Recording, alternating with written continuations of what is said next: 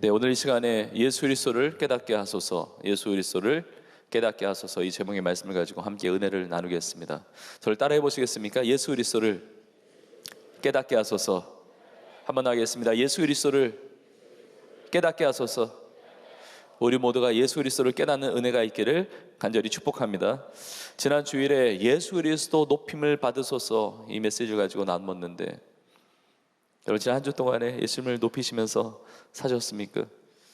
예수님이 창조주 하나님이시고 또 만물을 붙드시는 우리의 삶을 다스리시는 분이시고 또 교회의 머리이시며 만물의 으뜸이신 또 구주 되신 예수님, 지난 한 주 동안 여러분 예배하시면서 한 주 동안 주님의 뜻을 이루시면서 사셨습니까? 오늘 이 예배가 예수 그리스도를 높여드리는 예배가 되기를 원하고, 우리의 모든 삶이 주님의 나라와 뜻이 내 삶에 이루어지는 귀한 역사가 있는 여러분의 삶이 되기를 주의 이름으로 축복합니다.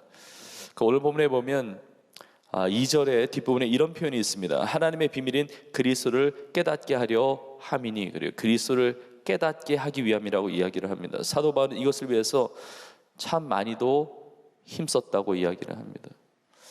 여러분, 성경의 중심도 예수 그리스도예요. 성경을 믿는 우리의 신앙의 중심도 예수 그리스도예요. 우리 인생 전체의 중심이 예수 그리스도이신데, 저는 오늘 말씀을 통해서 우리 모두가 예수 그리스도를 깨닫는 놀라운 은혜가 있기를 주의 이름으로 축복합니다. 그럼 예수 그리스도를 깨닫는 삶이란 어떤 삶인가? 저는 오늘 말씀을 바탕으로 해서 세 가지의 메시지를 여러분들과 함께 나누는데, 우리 모두가 다 이 세 가지의 메시지 우리 심령과 우리의 삶에 새기고 정말 예수 그리스도를 깨닫고 예수님의 기쁨이 되는, 주님의 영광이 되는 우리의 삶으로 새로워질 수 있기를 주의 이름으로 축원합니다. 자, 예수 그리스도를 깨닫는 삶, 첫 번째는 바로 예수님의 마음을 품는 삶입니다. 자, 그리스도를 깨닫는다고 하는 것은 나의 지식적으로 그냥 이성적으로 알고 끝나는 것이 아니라 예수님의 마음을 품는 자, 예수님의 마음을 가진 자, 그 자가 예수 그리스도를 진짜 깨달았다고 말을 할 수가 있는 것입니다. 사도 바울이 오늘 본문에서 예수 그리스도를 깨닫게 하려 한다고 그러는데, 사도 바울은 그리스도를 깨달았던 사람이잖아요. 그러니까 깨닫게 되기를 원한다고 그러는 거예요. 그런데 사도 바울은 예수 그리스도를 깨달은 자였는데, 오늘 본문을 보면 이게 말씀을 묵상하고 준비하면서 먼저 들어왔던 마음과 생각은 뭐냐면, 이 사도 바울은 예수 그리스도의 마음을 가진 자구나. 여러분, 1절이 이렇게 시작을 합니다. 내가 너희와 라오디게아에 있는 자들과 물은 내 육신의 얼굴을 보지 못한 자들을 위하여 내가 얼마나 힘쓰는지를 너희가 알기를 원하노니, 이렇게 이야기를 합니다. 여기 너희라고 하는 것은 우리가 골로새서니까 골로새 교회 성도들에게 이 말씀을 전하고 있는 것이고, 그리고 라오디게아에 있는 자들에게도 이 말씀을 전하고 있는 겁니다. 라오디게아라고 하는 지역이 골로새 지역에서 멀지 않았기 때문에, 골로새 지역에서 남쪽으로 한 10여 킬로 가면 라오디게아 지역이 있는데, 거기에 있는 자들에게도 이 편지를 하고 있는 겁니다.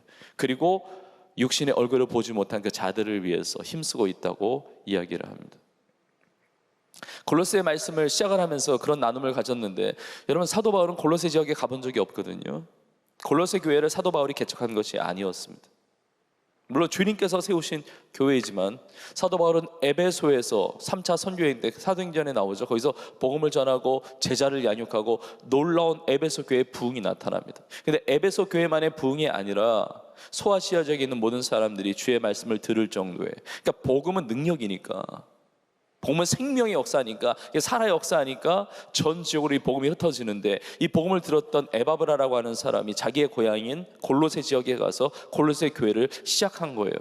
근데 골로새 지역에 교회가 시작한 것만이 아니라 거기서 멀지 않은 라오디게아 지역에도 교회가 세워지는데 이 에바브라가 쓰임받았을 것이라고 우리는 짐작할 수가 있는 것입니다.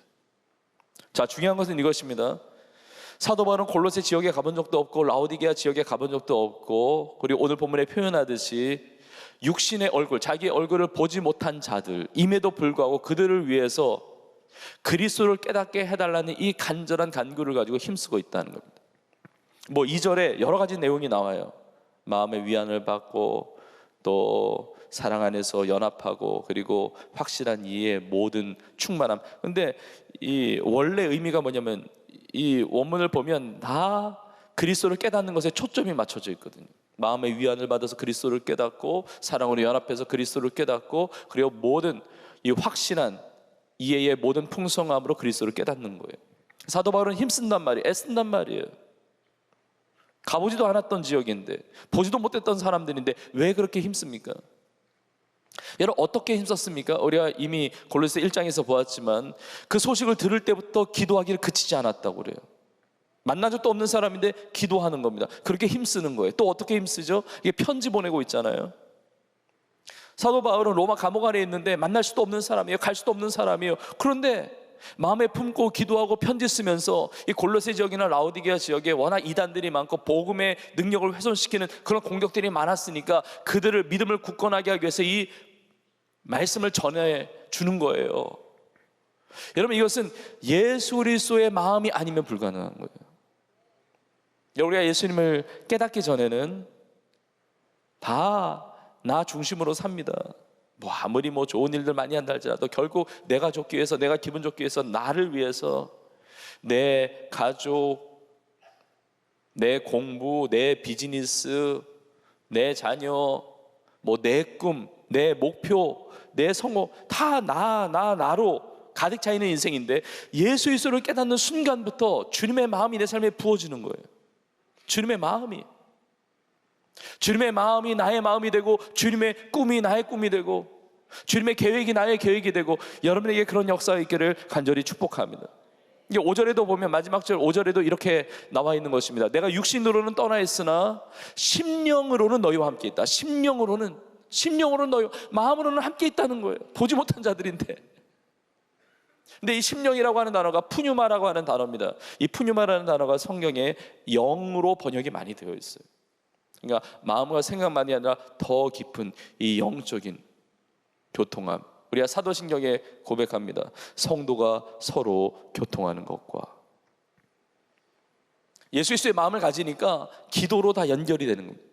기도로 다 함께하고 있는 것입니다. 이곳에서 같이 중보하고 이곳에서 같이 기도하고 그리고 힘쓰고 노력하고 애쓰고. 여러분, 예수 그리스도를 깨닫고 그렇게 내가 가보지도 않았고 보지 못했던 자들에게 그렇게 기도해주고 그리고 편지도 보내주고 그들이 그리스도를 깨닫기 위해서 정말 온 힘을 쓰고 있는데 그렇게 해서 무엇하고자 하느냐? 2절에 보니까 이는 그들로 마음의 위안을 받고 사랑 안에서 연합하여. 마음의 위안을 받고. 이 위안이라고 하는 단어가 파라칼리오라고 하는 이 단어인데 이것은 위로하다, 격려하다, 힘을 주다 이런 의미입니다. 그러니까 사도 바울을 통해서 위로해 주는 거예요. 격려해 주고 힘이 되게 하는 겁니다. 그리고 사랑 안에서 연합하는 겁니다. 사랑 안에서 연합하지 않는데 예수 그리스도를 깨달았다고 말하지 못합니다. 왜냐하면 예수님은 사랑이시니까.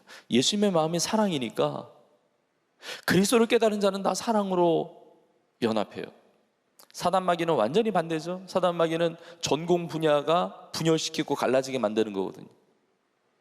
시기하고 원망하고 비난하고 정죄하고 갈등하게 만들고 싸우게 만들고 다투게 만들고 서로 상처를 주고받게 만들고. 그런데 예수 그리스도의 마음이라고 하는 것은 피스메이커가 돼서 사랑으로 연합하게 한다는 거죠.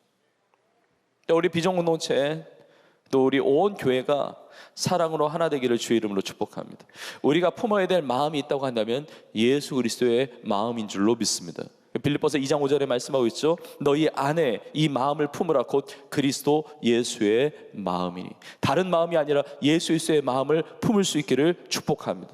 이 말씀 이전에 빌립보서 2장 2절에 보면 또 이렇게 말씀하세요. 마음을 같이하여 같은 사랑을 가지고 뜻을 합하여 한 마음을 품어. 한 마음이에요. 한 마음이에요. 그런데 이렇게 사도 바울이 예수 그리스도의 마음을 품고 그들로 마음의 위안을 받고, 이게 파라칼리오라고 말씀드렸는데 이 파라칼리오라는 단어와 연결되는 아주 중요한 단어가 성경에 여러 차례 등장하는데 그것이 파라클레토스라고 하는 단어인데, 어근이 같은 연결되는 단어인데 이 파라클레토스라고 하는 이 단어가 성경에 뭐라고 번역되어 있냐면 보혜사라고 번역되어 있습니다. 예수님이 죽으시고 부활하시고 승천하셔서 또 다른 보혜사 파라클레토스를 너희에게 보내주겠다고 말씀하셨는데, 그 또 다른 보혜사가 바로 성령님이시거든요. 성령님은 위로하시는 분이세요. 성령님은 격려하시는 분이시고, 성령님은 우리를 돕는 분이세요. 또 다른 보혜사가 파라클레토스 성령님이신데, 그럼 또 다른 보혜사가 성령님이면 원래 보혜사는 누굽니까? 바로 예수님 자신이거든요. 그 파라클레토스와 연결된 이 파라칼레오, 그 마음의 위안을 받게 하는 것, 그 예수님의 마음이에요. 예수님이 위로자시거든요. 예수님이 격려하시는 분이에요. 예수님이 돕는 분이시에요. 그 예수님의 마음을 가지고 사도 바울이 위안을 받게 하는 거예요. 위로하게 하시는 것입니다. 우리가 서로 만날 때마다 서로 위로가 되고 힘이 되고 격려가 되고 그런 은혜가 있기를 간절히 소망합니다. 만나면 막 짜증나고, 그냥 만나면 신경질 나고, 막 얼굴만 봐도 그냥 부담이 되고, 막 속이 뒤집어지고, 이런 만남이 없기를 원하고, 만나면 위로가 되고 힘이 되는 구역이 되고 교우가 되고 우리 비전공동체가 되고 우리 교회가 되고, 좀 아멘 좀 해주세요. 만날 때마다 위로가 되고 격려가 되고 힘이 되는 여러분의 가정이 되고 여러분의 삶의 모든 자리가 될 수 있기를 주의 이름으로 축복합니다. 우리 청년들 보면 진짜 위로를 받거든요. 힘이 되거든요. 알란가 모르시겠지만 진짜 그래요. 이렇게, 아니 어떻게 이 젊음의 때에 이렇게 예배 자리에 나와가지고 말씀을 삼으면서 은혜를 삼으면서 주님 앞에 나아갈 수가 있는지 너무 위로가 되고 너무 힘이 되거든요. 그리고 때로는 고난이 있습니다. 때로는 어려운 일이 있는데 그때 믿음이 꺾이는 게 아니라 오히려 믿음이 강해져서 믿음 지키고 은혜 붙들고 정말 하나님을 더 열심히 섬기고 막 복음 전하고 선교적으로 살고 막 그 삶의 자리에서 막 예배를 일으키고 그런 모습을 보면 너무 힘이 돼요. 너무 격려가 돼요.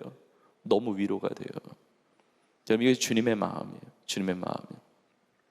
사도 바울은 가보지도 않았고 만나지도 못했던 영혼들을 예수의 마음으로 품고 기도하고 힘쓰고 있잖아요. 복음, 하나님의 말씀을 전하기 위해서. 우리가 가보지도 못했고 만나지 못했던 영혼들이 할지라도 북녘 땅을 향한 기도와 그 마음이 있기를 간절히 소망합니다. 여러분, 예수님께서 11 제자에게 너희는 가서 모든 민족을 제자 삼으라고 그러셨거든요. 모든 민족을 제자 삼으라고 그랬는데 제 아들은 모든 민족이 무슨 민족인지도 몰라요. 근데 왜 그 말씀을 하십니까? 그게 주님의 마음이니까.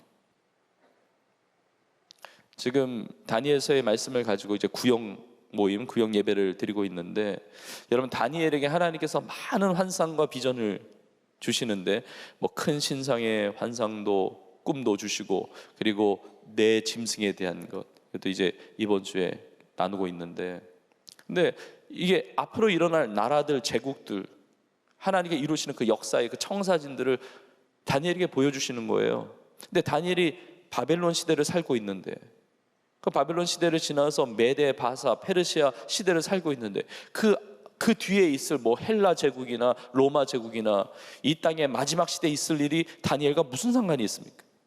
나는 여기에서 이 짧은 인생을 살고 있는데 그게 도대체 나하고 무슨 상관이냔 말이죠. 그걸 왜 하나님께서 환상으로 비전을 주시냔 말이에요. 하나님을 믿는다는 것이 하나님의 마음을 가지는 것이고, 예수 그리스도를 믿는 순간 그 인생은 세계적이 될 수밖에 없어요. 마지막 때 영혼을 구원하기 위해서 기도하면서 애쓸 수밖에 없어요. 나는 이 땅에서 잠깐 살다 가는 인생일지 모릅니다.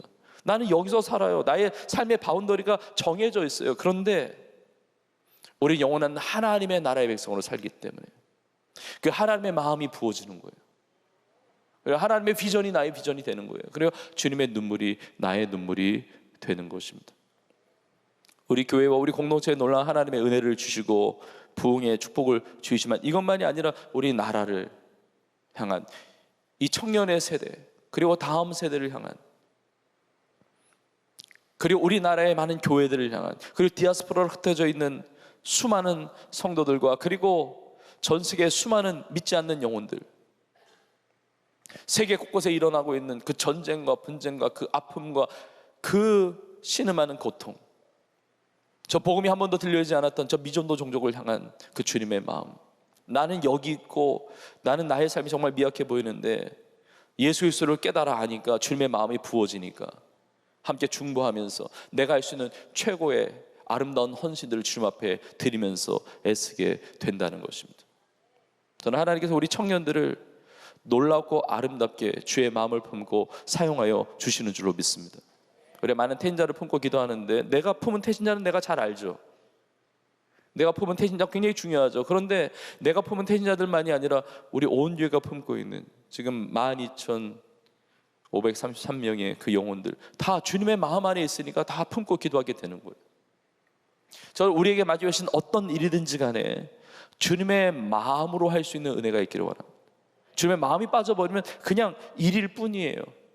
그러나 주님의 마음이 부어지면 그거는 되어지는 거거든요. 주님의 사랑으로, 주님의 마음으로.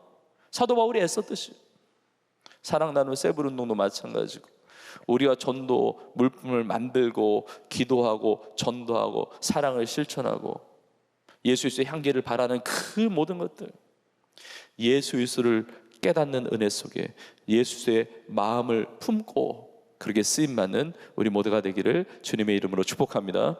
자, 예수 그리스도를 깨닫는다고 하는 것은 두 번째로 예수 그리스도의 생명을 누리는 삶입니다. 예수님의 마음을 품는 삶과 함께 예수 그리스도의 생명을 누리는 삶이에요. 자, 예수 그리스도를 깨닫는다고 하는 것은 예수님이 나의 유일한 구주 되심을 깨닫고 믿는 것까지 다 포함하는 거예요. 예수님이 나의 유일한 구주 되심을 깨닫는 것, 이것이 놀라운 거예요. 여러분, 예수 그리스도를 깨달았는데 영원한 생명을 얻지 못했다, 그럴 수 없다는 것이죠. 영원한 생명을 얻을 뿐만 아니라 그 생명의 은혜로 말미암아 풍성한 삶을 살아가는 것, 그리스도를 깨닫는 삶이에요. 우리가 예수님을 깨달을 때, 예수님을 만나고 예수님을 믿을 때 우리 가운데 주시는 대표적인 두 가지의 축복이 있는데 요한복음 10장 10절에 이렇게 말씀하고 있습니다.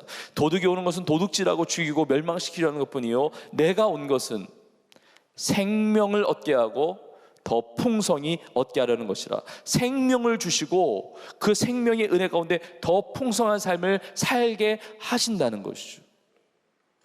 자, 너희가 하나님의 비밀인 그리스도를 깨달아야 되는데 이 그리스도를 깨닫는 것이 무엇이냐? 그 다음 구절 3절에 이렇게 나와 있습니다. 그 안에는 지혜와 지식의 모든 보화가 감추어져 있느니라 그래요. 예수를 깨달아야 하는 이유는 예수 그리스도 안에 지혜와 지식의 모든 보화가 감춰져 있는 거예요.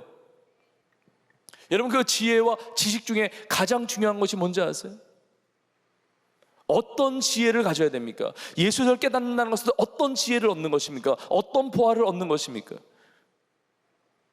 사도 바울에게 영적인 아들이 있었는데 디모데죠. 사도 바울이 디모데에게 쓴 편지 중에 이런 내용이 있습니다. 디모데후서 3장 15절에 또 어려서부터 성경을 알았나니 성경은 능히 너로 하여금 그리스도 예수 안에 있는 믿음으로 말미암아 구원에 이르는 지혜, 구원에 이르는 지혜가 있게 하느니라.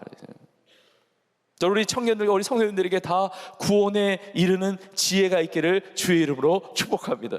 예수 그리스도 안에 구원이 있어요. 예수 그리스도 안에 영원한 생명이 있습니다. 여러분, 세상에서 지혜롭고 똑똑하고 지식이 많고 많이 배우고 이런 사람 굉장히 많은데 그런 지혜와 지식이 있다고 말을 하지만 예수 그리스도를 깨닫는 지혜를 가리고 있다고 한다면 진짜 지혜가 아닙니다. 내가 배운 것 때문에 오히려 교만해져서 예수 그리스도를 믿지 못하고 있다고 한다면, 예수 그리스도를 깨닫지 못하고 있다고 한다면 그건 진짜 지혜가 될 수가 없는 거예요. 태초에 하나님이 천지를 창조하시니라. 창세기 1장 1절. 이 말씀도 깨달아지지가 않으니까 성경이 다 닫혀 있는 것. 내가 지혜와 지식이 있다고 말을 하지만, 여러분 학창 시절에 공부를 잘 하셨든지 못하셨든지, 지금 공부를 잘하고 있는지 못하고 있는지 상관없이, 내가 성적을 뭘 받았고, 내가 학점을 뭘 받았고, 나는 학위를 뭘 받았고 상관없이 하나님이 나를 사랑하시며 나를 구원하게 하여 하나님의 아들 독생자 예수 그리스도를 이 땅에 인간의 몸을 입고 성육신하게 하셔서 예수님이 나의 죄를 대신하여, 우리 모든 죄를 대신하여 십자가에 피 흘려 죽으시고 부활하심으로 예수 그리스도를 믿는 자는 영원한 생명을 주신다는 이것을 깨달을 수 있는 지혜가 있기를 주의 이름으로 축복합니다. 이게 최고의 지혜입니다. 여러분들은 어리석은 자들이 아닙니다. 여러분들은 미련한 자들이 아닙니다. 진짜 지혜롭다고 지식이 많다고 하는 사람들이 자신이 얼마나 무지한지를 아는 지혜와 지식이 없어요. 말이 되게 헷갈리네요. 지혜와 지식이 있다고 그러는데 진짜 자기가 무지하다는 사실을 깨닫는 지혜와 지식이 없다고. 예수 그리스도 안에 지혜와 지식의 모든 보화가 있습니다.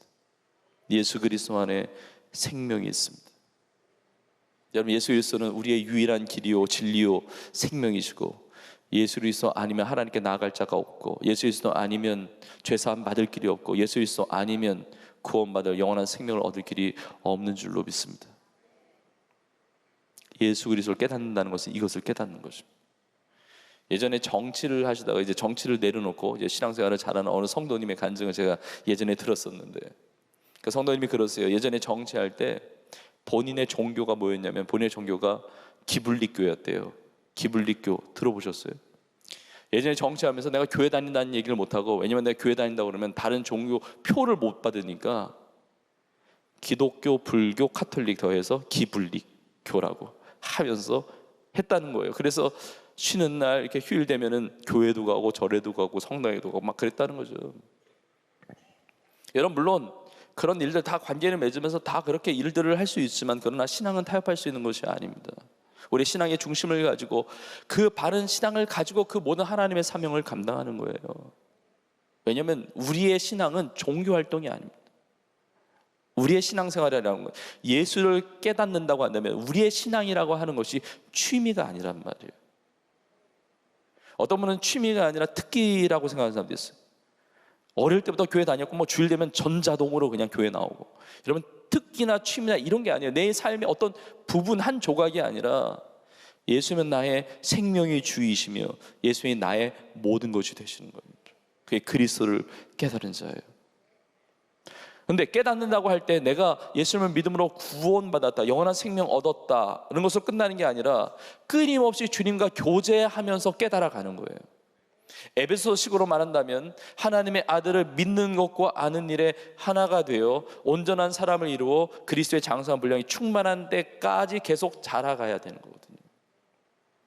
그러니까 그냥 지식적으로 이렇게 아는 게 아니라 살아계신 주님과 교제하면서 주님이 누구신가, 주님은 어떤 분이신가, 내 삶에 어떤 은혜와 어떤 놀라운 역사들 이루어 가시는가를 내가 그걸 깨달아 아는 거예요. 체험적으로 주님과의 만남과 그 교제를 통해서 깨달아가는 것이거든요. 그래야 풍성한 삶을 살게 되는 거예요. 예수 그리스도 안에 다 있습니다.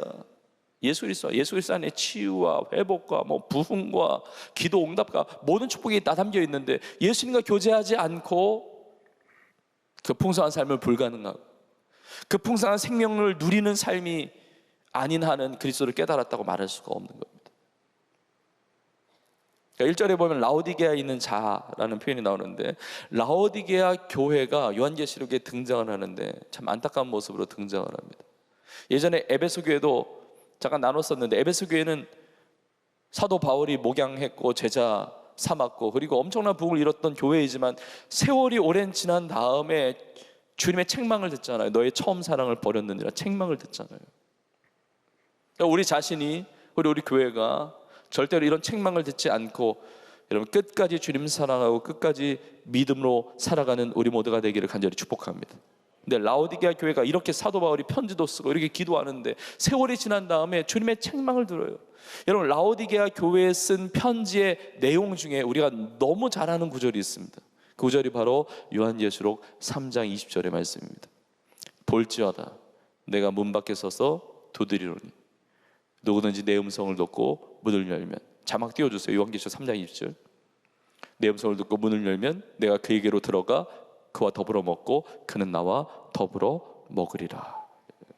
그러니까 예수님이 계속 문을 두드리신다는 거예요. 그러니까 마음을 열어야 돼요. 그럼 예수님이 오세요. 먹고 마시면서 그 풍성한 주님의 은혜를 누린단 말이에요. 예수 그리스도 안에 지혜와 지식의 모든 보화가 다 담겨 있으니까 그 은혜를 누리면서 살아가는데 그 마음을 닫고 있다는 겁니다. 우리가 이 구절을 전도할 때 많이 써요. 우리 영생 얻는 길 전도학교 비롯해서 우리가 전도할 때 이 말씀을 많이 나누는데, 물론 예수님을 믿지 않는 분들이 다 마음을 열고 예수님을 영접해서 구원받아야 하는 것 너무 중요한 것이지만, 그러나 이것은 예수를 믿지 않는 자들에게만 이 말씀을 주신 것이 아니라 이것은 라오디게아 교회에 쓴 편지의 내용의 일부라니까요. 이미 예수님을 믿고 구원받았지만, 이미 생명을 얻었어요. 영원한 생명을 얻었어요. 그런데 예수님과 영적 교제가 없는 거예요. 예수님을 믿는다고 말을 하지만, 그 교회를 다니고 있지만, 그러나 예수님이 내 삶의 중심이 아닌 거예요. 여전히 내가 내 삶의 주인인 것처럼 그렇게 노릇하고 있는 거예요. 그러니까 풍성한 삶이 불가능한 거예요. 예수님을 안 깨달은 건 아닌데, 깨달으면 살아가고 있느냐 그러면 할 말이 별로 없는 거예요. 예수님을 안 믿는 건 아닌데 예수님을 잘 믿고 있느냐, 참 대답하기가 참 곤란한 거예요. 이 라오디게아 교회가 그런 모습이었다는 거죠. 그래서 라오디게아 교회를 주님이 책망하실 때 그 앞부분에 요한일서 3장 15절과 16절에 이렇게 말씀하십니다. 내가 내 행위를 아노니 내가 차지도 아니하고 뜨겁지도 아니하도다. 내가 차든지 뜨겁든지 하기를 원하노라. 내가 이같이 미지근하여 뜨겁지도 아니하고 차지도 아니하니 내 입에서 너를 토하여 버리라. 너무 안타깝잖아요. 신앙이 미지근하니까, 예수님을 믿고 신앙생활을 한다고 그러는데 예수님과 영적 교제가 없으니까, 그러니까 영원한 생명은 얻었는데, 구원은 받았는데 그 생명을 누리지 못하는, 풍성한 삶과는 거리가 먼, 예수님이 내 중심에 다시 영접을 하고, 주님이 너무 안타까우신 거예요. 차든지 뜨겁든지 해라. 미지근해서 내가 토해내겠다. 이것도 오해하지 마십시오. 내가 이렇게 신앙생활 하니 아예 안 하고 차가워질래. 이거 아닙니다. 그게 아니고, 주님의 마음이 아니고, 주님은 진짜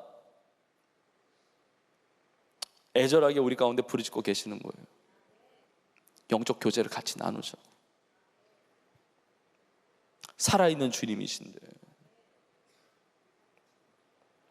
저는 우리 청년들과 우리 성도님들이 그렇게 예배하면서 또 말씀 가운데, 기도 가운데, 또 복음 전하는 그런 삶을 통해서 주님과 영적 교제를 통해서 이 생명의 은혜를 누리면서 살아가는 것이 너무 감사합니다.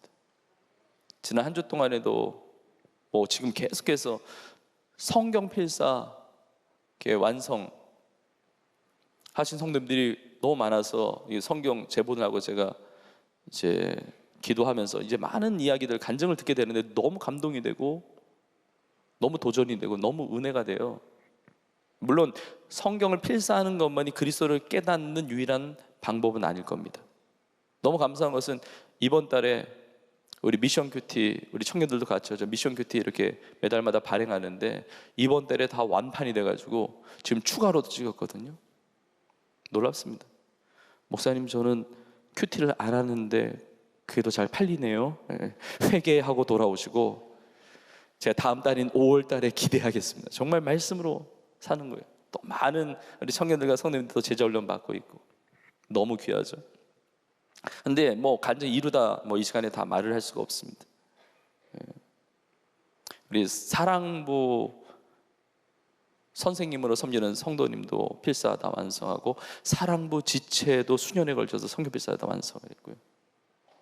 그리고 부부가 성경 필사 같이 하신 분도 있고, 가족 전체가 하신 분도 있고, 개인적으로 창세기부터 요한계시까지 다 성경 필사를 완성하신 분도 있고,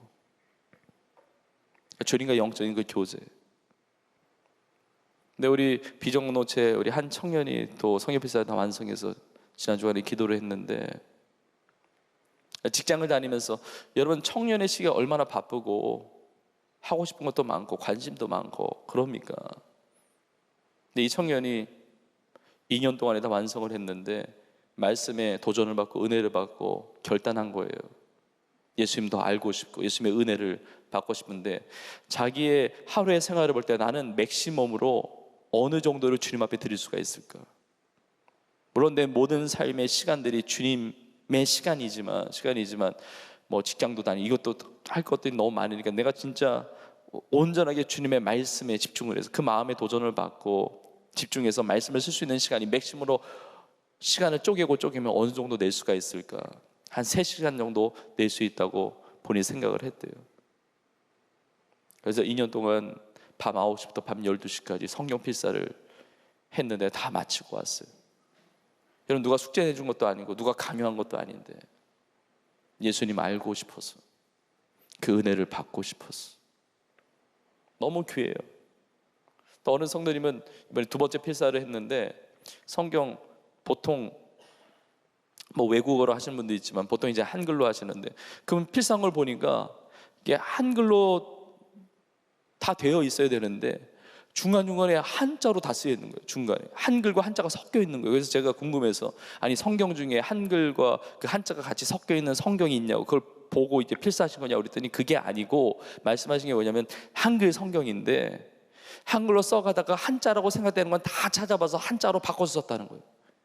그래서 아니 이거 한글로 쓰는 것도 어려운데 힘든데 어떻게 그거를 한자를 다 찾아서 쓸 생각을 이 필사를 하실 생각을 했냐고 그랬더니 이 성도님이 그렇게 얘기하시는 거예요. 한글은 너무 익숙해서 한글로 쓰는 것도 너무 귀한 것이지만 본인에게 하나님 주신 마음이 한글로 쓰면서 내려가면 그냥 생각 없이 그냥 지나치는 은혜가 있을 것 같아서 하나의 은혜도 놓치고 싶지 않아서 한자로 된 건 한자로 다 바꿔서 그 은혜를 삼으면서 썼다는 거예요. 아 정말 너무 우리 귀한 성도님들이세요. 우리의 저마다의 신앙생활의 모습이 다 다르지만 주님과의 그 영적인 교제보다 귀한 것이 없습니다. 정말 그 생명의 은혜 예수님 안에 다 있기 때문에 그 말씀 가운데 기도 가운데 구역 예배 가운데 중보기도 자리 가운데 또 큐티하면서 가정 예배 또 이렇게 주일 예배를 통해서 비전 예배를 통해서 주님과 영적인 교제를 이루는 거예요. 여러분 사도 바울은 의지할 것이 많은 사람이었습니다. 사도 바울은 예수님 깨닫기 전에 예수님 만나기 전에 자기를 자랑했던 인생이에요. 로마 시민권이라고 하는 대단한 자원을 가지고 있었던 사람이었고 디아스포라 유대인을 살면서 다양한 문화를 경험하고 다양한 언어를 구사할 수 있었고 무엇보다 가말리엘 문화에서 율법 교육을 철저하게 받았던 그러니까 다른 사람 보면 진짜 남부럽지 않은 정말 부러울 수밖에 없는 그런 인생이었거든요. 근데 예수님을 깨닫기 전에 그 모든 것들이 자기의 자랑의 도구였고 오히려 그것 때문에 살기와 위협이 당당해서 위협과 살기가 등등해서 하나님의 교회를 박해하는 자였는데 예수 그리스도를 깨닫고 나서 예수 그리스도를 만나고 예수님을 믿고 나서 그 부활하신 예수님을 만나고 나서 실제로 예수님을 만나고 나서 그 인생 완전히 변해요. 빌립보서 3장에서 사도 바울은 뭐라고 고백하냐면 그리스도를 아는 지식이 가장 고상하기 때문에 그리스도를 아는 지식이 자기가 수많은 지식을 다 접해봤지만 그리스도를 아는 지식이 가장 고상하기 때문에 나머지는 다 내가 배설물로 여긴다. 아무것도 아니라고 세상에 다른 것들 예수 그리스도를 위해서 다 쓰임받는 것이 예수 그리스도를 위해서 다 동원되는 것이 예수 그리스도가 나의 삶의 최고의 고상한 지식이기 때문에 다른 건 다 배설물로 여긴다는 것입니다. 여러분 예수님보다 귀한 것 없습니다. 우리 찬송가 가사처럼 주 예수보다 귀한 것 없습니다. 세상 부귀와 바꿀 수 없는 분이에요. 세상 명예와 바꿀 수 없습니다. 세상 즐거움 버리고 세상 자랑 다 버리고 예수를 깨닫는 삶 예수님의 그 생명 구원 뿐만 아니라 그 생명의 은혜 늘 주님과 교제하면서 이 생명의 은혜를 누리면서 살아가는 우리 모두가 되기를 주의 이름으로 축복합니다. 마지막 세 번째로 예수 그리스도를 깨닫는다고 하는 것은 예수님의 능력을 체험하는 삶입니다. 예수님을 깨닫는다고 하는 것은 예수님의 마음을 품는 것이고 예수님의 생명을 누리는 것과 함께 예수님의 능력을 체험하는 삶인데 여러분 예수 그리스도 안에 모든 능력이 다 있습니다. 예수 그리스도 안에 치유가 있습니다. 예수 그리스도 안에 회복이 있어요. 예수 그리스도 안에 문제 해결이 있고 무엇보다 예수 그리스도 안에 승리의 능력이 있습니다. 그래서 예수 그리스도를 깨달은 자는 패배자로 살지 않아요. 왜냐하면 예수 이름이 승리의 이름이기 때문에 예수님이 이기셨기 때문에 여러분 믿으십니까? 예수님을 깨닫는 자는요 그 삶이 승리하는 삶이에요. 무너지지 않아요. 망가지지 않아요. 쓰러지지 않습니다. 그래서 다시 일어납니다. 그 부활의 능력이 그 승리의 능력이 나의 능력이 되는 것입니다. 왜 이 예수님의 능력에 대해서 이 승리의 능력에 대해서 강조하냐면 사도 바울이 골로새 교회와 라우디게아 그 성도들에게 이렇게 말씀을 전하면서 너희가 하나님의 비밀인 그리스도를 깨달아야 된다. 그리스도를 깨달아야 된다. 예수 그리스도 안에는 지혜와 지식의 모든 보화가 담겨있다. 이런 메시지를 전하는 아주 중요한 이유가 있는데 그 이유가 4절에 이렇게 나옵니다. 내가 이렇게 말하면 내가 이것을 말하면 아무도 교묘한 말로 너희를 속이지 못하게 하려 함이니 그래요. 예수 그리스도를 깨달아야만 속지 않고 산다는 것입니다. 아무도 교묘한 말로 너희를 속이지 못하게 하려 함이라고 이야기해요. 누가 속이러 오는지 정확하게 나와 있지 않지만, 무슨 내용으로 속이고 있는지 정확히 나와 있지 않지만, 분명한 사실은 교묘한 말로 속인다는 거죠. 교묘한 말이라고 하는 것은 그냥 지나치면 진짜 엉뚱한 얘기네, 뭐 들을 가치도 없네, 이런 흘려들을 수밖에 없는 엉뚱한 얘기가 아니라, 교묘한 말이라고 하는 것은 진짜 그럴듯한 말이에요. 설득력 있는 말이에요. 그러니까 예수 그리스도를 깨닫지 않으면 다 넘어가 버린다는 거죠. 속게 된다는 거예요. 그 속아서 어떻게 되는 것입니까? 도둑질하고 죽이고 멸망시키려는 것뿐이라고 이야기하는 거죠. 그 인생이 무너지는 거예요. 그 인생이 망가지는 거예요. 여러분, 이단에 그런 공격들도 있었습니다. 여러 가지 시험거리와 세상의 유혹들이 있었습니다. 뭐 이단들이 올 때 무슨 그 우락부락하게 뭐 뿔나게 오는 줄 아십니까? 광명한 천사처럼 진짜 교묘하게 오는 거예요. 여러분, 아담과 하와도 사단 마귀가 교묘하게 꿰잖아요. 유혹했잖아요. 뭐 나도 뭐 교회 다녀봤었고 나도 뭐 다 이해하고 다 하면서 자기의 정체를 숨기고 접근했다가 어느 정도 발을 디디고 딱 꿰면 그 다음에 자기 정체 드러내고 완전히 오도 가도 못하게 하는 거예요. 완전히 망가지게 만드는 거예요. 속인다거든요. 거짓으로. 요즘에 거짓 선생이 얼마나 많은데요.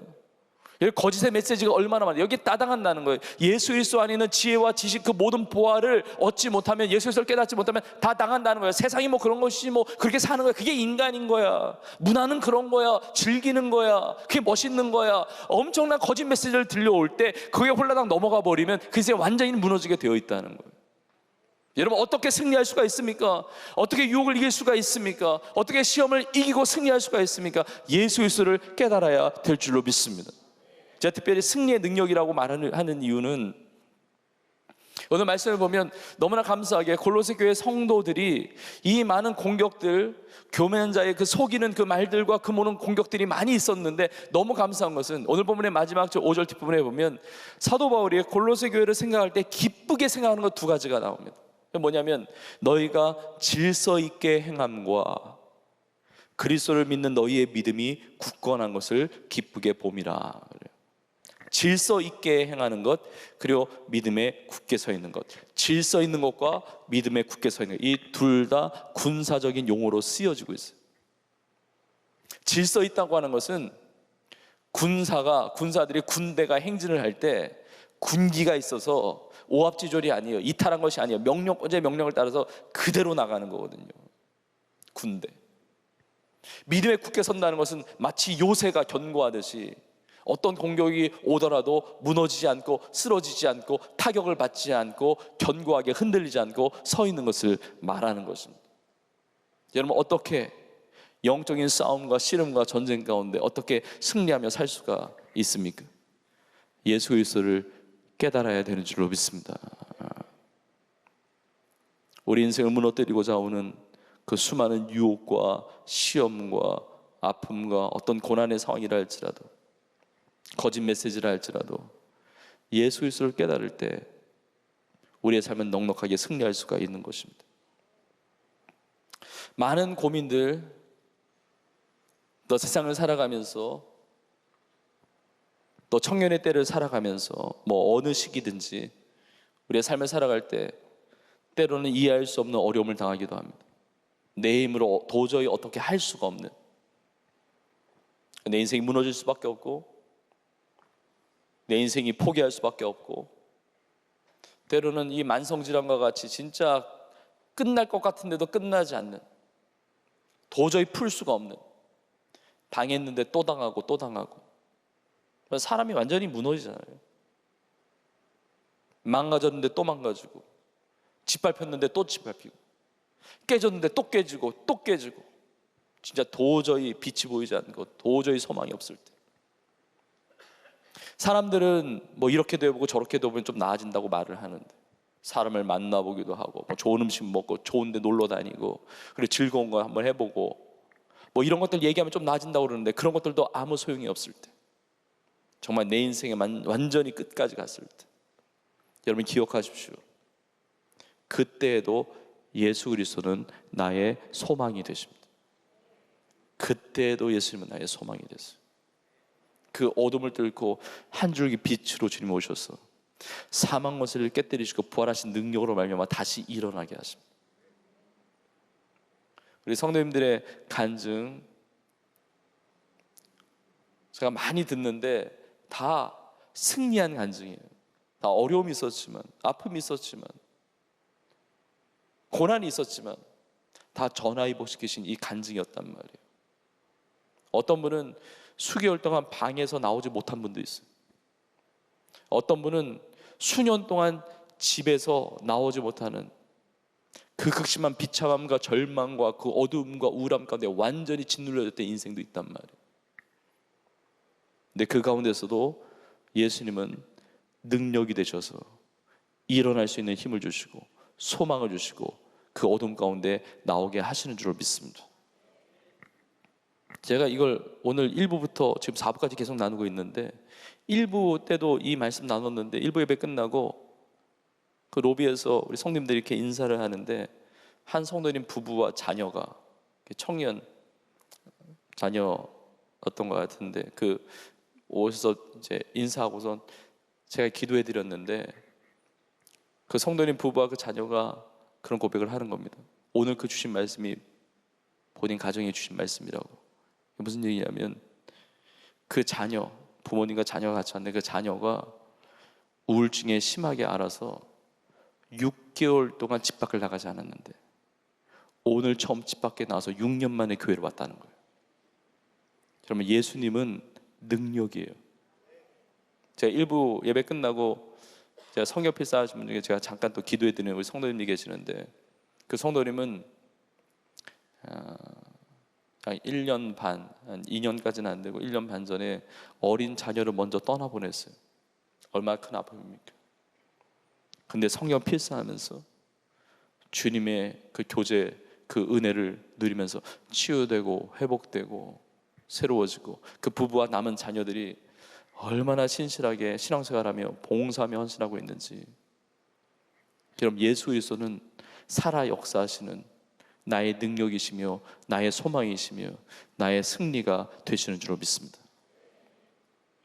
주님께는 불가능이 없습니다. 여러분, 이게 예수 그리스도를 깨닫는다는 게 이게 하나님의 비밀이기 때문에 감춰져 있기 때문에 세상 사람들이 이걸 모르니까 인생이 다 당하고 사는 건데, 패배하면서 사는 건데, 마치 밭에 묻힌 보화와 같이 그 보화가 있다는 것을 알면, 깨달으면 그 전 재산을 다 동원해서 그 밭을 사는 거예요. 그런데 이 보화를 발견하지 못한 자는 이 밭을 사는 사람이 이해가 안 되는 거예요. 왜 그런 어리석은 짓을 하는지, 왜 그렇게 미친 짓을 하는지 이해가 안 되는데 그 보화를 발견한 사람은 그걸 다 사는 거거든요. 예수 그리스도 안에 모든 것이 있기 때문에, 다른 것이 아니라 예수 그리스도를 얻으면 다 얻는 것이기 때문에, 여러분 병들어도 괜찮고 가난해도 괜찮고 그리고 내 삶이 계획이 다 무너졌어도 괜찮습니다. 예수 그리스도를 얻으면 예수 그리스도 안에 모든 것을 회복시키시고 치유하시고 그리고 모든 것을 변화시키시고 승리하게 하실 줄로 믿습니다. 예수님께서 깨닫는 이 지혜, 예수님의 문이 됐어요. 예수님이 그 길을 열어주시는 거예요. 여러분, 이게 문이, 예수님을 깨달아야 되는데 예수님이 깨달아지지 않으니까, 이게 문이 열려있지 않고 문이 닫혀있다는 것은 더 이상 문이 아니라 벽이거든요. 여러분, 벽이 앞에 있다고 생각해 보세요. 얼마나 답답해요. 그렇게 살아가는 거예요, 대부분의 사람들이. 이런 벽으로 가로막혀 있다는 것은 길이 없다는 거거든요. 어떻게 살아가야 될지 모르는 거예요. 그때 예수님께서 사망 권세를 깨뜨리시고 천국의 문을 열어주시고 우리에게 길을 열어주신 거예요. 천국의 문을 여시고 그 길을 열어주신 주님은 다른 문들도 다 열어주신 줄 믿습니다. 예수 그리스도 안에 모든 것이 있어요. 예수 그리스도 안에 다시 일어날 수 있고 승리할 수가 있는 것입니다. 내가 광야의 한복판에 있다 할지라도, 사막 같은 나의 인생 내가 혼자 걸어가는 것처럼 지칠 때라도 광야의 길을 내시고 사막의 강을 내시는 우리 주님이시고, 결단코 나 혼자 있지 않습니다. 나 혼자 그 짐을 다 짊어지고 있지 않아요. 주님이 함께 지고 계시고, 주님께 맡길 때 대신 짐 져주시며 주님이 나를 떠나지 아니하시고 함께 하시고, 빛 대신 주님으로 말미암아 다시 한번 소망을 가지고 일어나게 되는 역사가 있을 줄로 믿습니다. 마른 뼈같이 완전히 무너져 있는 인생, 완전히 말라 비틀어 있는 인생도 생기가 들어가면 살아 일어나는데 극히 큰 군대로서는 믿음의 견고함을 가지고 질서를 가지고 정말 하나님의 뜻을 이루면서 승리하는 하나님의 사람들, 예수를 깨달음으로 우리 모두가 그렇게 쓰임받을 수 있기를 주님의 이름으로 축복합니다. 오늘 말씀 마무리하면서 우리 모두가 다 예수 그리스도를 깨닫는 은혜가 있기를 주의 이름으로 축복합니다. 예수 그리스도로 충만해지기를 원합니다. 예수 그리스도의 마음을 품고 예수 그리스도의 그 생명의 은혜를 누리고 어떤 상황 속에서도 어떤 여건 속에서도 승리하게 하시는 주님의 그 능력을 체험하고 주 앞에 아름답게 쓰임받는 우리 모두가 될 수 있기를 주님의 이름으로 축원합니다.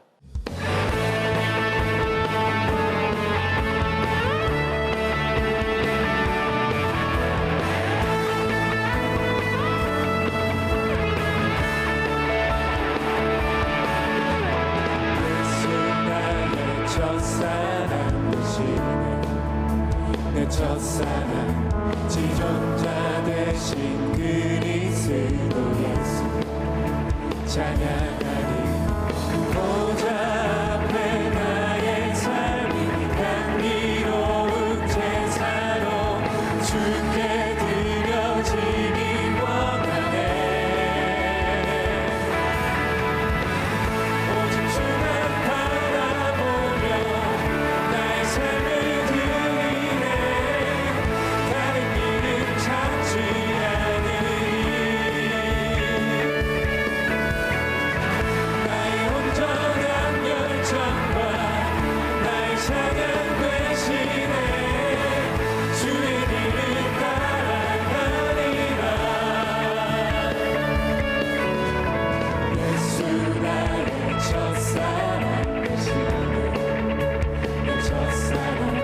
지존자 되신 그리스도 예수 보좌 앞에 나의 삶이 감미로운 제사로 주께 드려지기 원하네. 영원히 기뻐하며 나갑니다. 아멘. 오직 주만 바라보며 나의 삶을 드리네. 다른 길은 찾지 않으리. 나의 온전한 열정과 나의 찬양 되시네. 주의 길을 따라가리라. 여러분, 이 찬양의 고백이 우리의 고백이 되기를 주의 이름으로 축복합니다. 아멘. 나 자신의 고백이 되기를 주의 이름으로 축복합니다. 이제 그런 생각을 하는데, 이 찬양을 하면서 예수 나의 첫사랑 되신다고 고백을 하는데 마음에 예수님이 나의 첫사랑은 아닌데 생각하는 청년이 있을지도 몰라요. 그런데 여러분이 예수님이 첫사랑이든 아니든 상관없이 예수님 마지막까지 끝까지 가는 사랑이 될 수 있기를 주의 이름으로 축복합니다. 아멘. 예수님보다 더 사랑하는 것이 여러분의 인생 가운데 없기를 주의 이름으로 축복합니다. 아멘. 이미 주님의 사랑을 받았기 때문에, 주님의 은혜를 깨달았기 때문에 그 은혜를 놓치지 않고 그걸 포기하지 않고 그걸 잃어버리지 않고 끝까지 주님 사랑하며 달려나가는 여러분 될 수 있기를 주의 이름으로 축복합니다. 아멘. 우리 서로 고백합시다. 예수님을 끝까지 사랑합시다. 예수님을 끝까지 사랑합시다. 끝까지 예수님을 바라봅시다. 끝까지 예수님을 바라봅시다. 할렐루야. 그 고백한 대로 살아갈 수 있기를 주의 이름으로 축복합니다. 우리 찬양 앞에 나아갑시다. 오직 주만 바라보며 오직 주만 바라보며 나의 삶을 드리네. 다른 길은 찾지 않으리. 나의 온전한 열정과 나의 찬양 되시네. 주의 길을 따라가리. 오직 주만 바라보며 우리 영혼의 선포로, 우리 영혼의 고백으로 오직 주만 바라보며 나의 삶을 드리네.